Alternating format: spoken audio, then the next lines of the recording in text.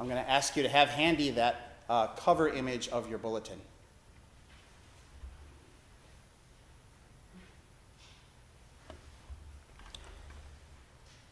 When I look at the image on our bulletin cover, I think early 20th century Americana. I conjure up sentimental feelings for a Thanksgiving Day where everything from the cranberry sauce to the pumpkin pie filling is made from scratch by some auntie you grew up with. Cousins running around in the yard, fathers elsewhere in the house talking about crop yields on their farms. Everywhere, barely contained glee at the feast to come. And I feel this twinge of longing for those times, for the simplicity that images like this one imply, for the good old days. You know, there should be a word for the nostalgia you feel for a time you never lived in. Because I never really had such Thanksgivings in my life. Maybe some of you did, maybe not. Yet the idea exists for us all of that perfect Thanksgiving Day we once had. We had celebrations that came close or were the same but different, tamales instead of turkey, or just mom and grandma in the kitchen and you were an only child. I would guess that almost everyone had at least one day like that, one whose memory gets activated every year around this time, with an accompanying ache for its return. I have some Thanksgiving Day advice for you, a sort of recipe, if you will. I realize that it's coming a little too late for this year, but you might want to try it out next holiday season, or whenever, really. And that is this: embrace that nostalgic, bittersweet ache for those Thanksgivings past. Embrace it. Insist in your heart that it's still possible to go back there in the future. But this time, take everyone back there with you that you can. Don't hold it close to your chest. My memory. Instead, find ways to make it real for others.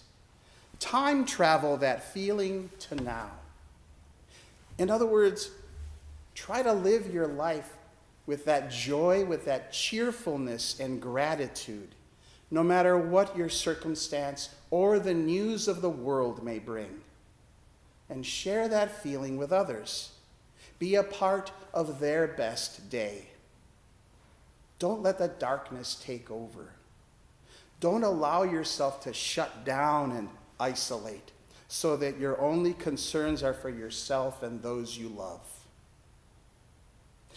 Live in such a way that there's more Thanksgiving in the world because of you. I guess I'm sort of asking you to walk a tricky tightrope here. On the one hand, I invite you to be an optimistic presence in the world because it is so needed. On the other hand, I urge you not to let your sunny outlook blind you to the misery of others. And on the third hand, my octopuses, don't let the world's woes ruin your Thanksgiving. But don't let your Thanksgiving either be shallow or thoughtless about the reality of our times. Both and. Maybe a few examples will help. I can't find the article now, but a young Afghan woman was interviewed recently, a year after she had made it out of that country and was now living in the United States. Remembering her first Thanksgiving last year, she marveled at the kindness of so many Americans who stepped forward to help her.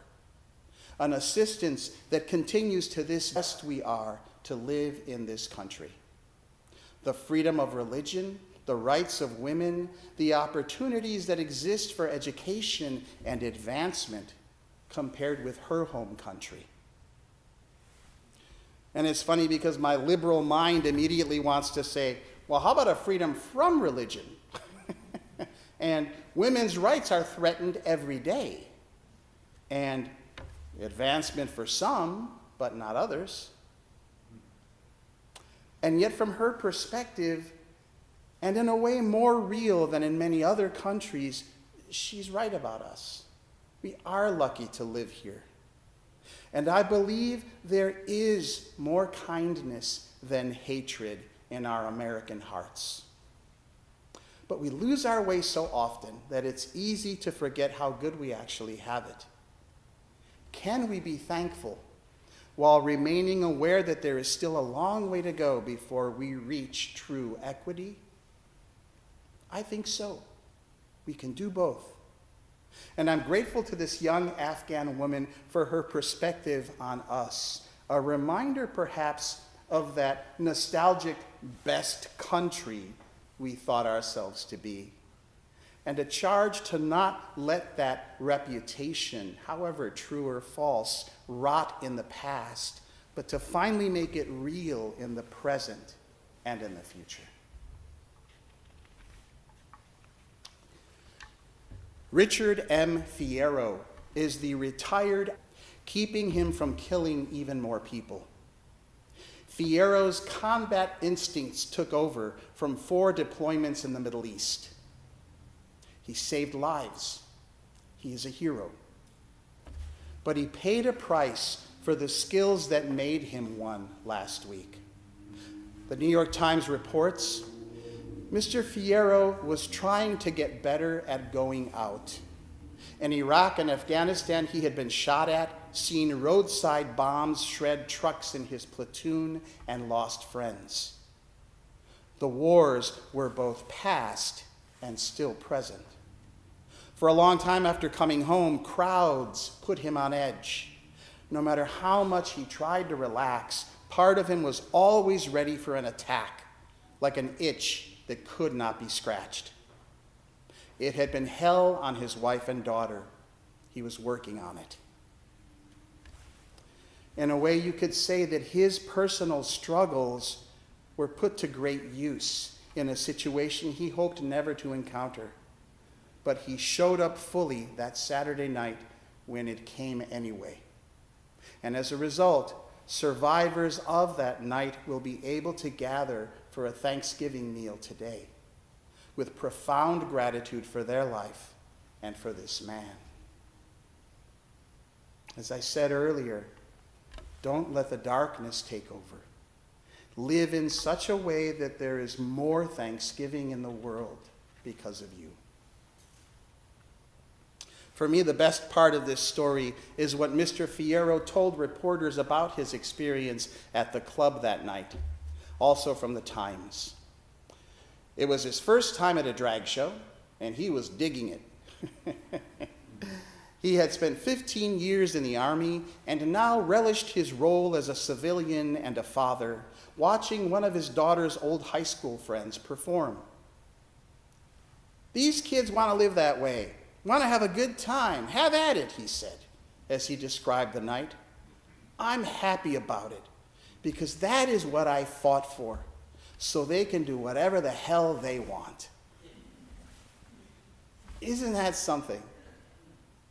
To have a heart so big, it can suffer traumatic experiences of war, alongside a wish that all that suffering meant something for the joy and the life of others. Without judgment, without politics, without resentment. I'm reminded of a lyric from a 1995 Juliana Hatfield song called Universal Heartbeat. A heart that hurts is a heart that works. So I've given you a recipe for Thanksgiving. I've given you examples of how it's recently been used. Now let me just be direct and tell you how I think you should live. Or at least how I hope to live in the years to come. Because the answer, the advice I have for you is actually right there in our second reading from Paul's epistle to the Philippians, chapter 4, verses 4 through 7. I would in fact seriously urge you to print those verses out at home and affix them to your front door to read every day before you step out into the world. Rejoice in the Lord always. Again, I will say rejoice. Let your gentleness be known to everyone. The Lord is near. Do not worry about anything, but in everything, by prayer and supplication with thanksgiving, let your requests be made known to God. And the peace of God, which surpasses all understanding, will guard your hearts and your minds in Christ Jesus. That's all you need. These 4 verses may in fact be the purest expression in the Bible of how to live a life grounded in God with gentleness and peace. Maybe I would add a verse about wishing the same for everyone else and working towards that as a goal. The neurologist and author Oliver Sacks helped thousands of people live better lives. When he knew he was dying of cancer in 2015, he shared this reflection. I shall no longer look at NewsHour every night. I shall no longer pay any attention to politics or arguments about, yet my predominant feeling is one of gratitude. I have loved and been loved. I have been given much, and I have given something in return. May we all be blessed with that same feeling, that same sentiment when our time comes. For then it truly will be that perfect Thanksgiving Day once more.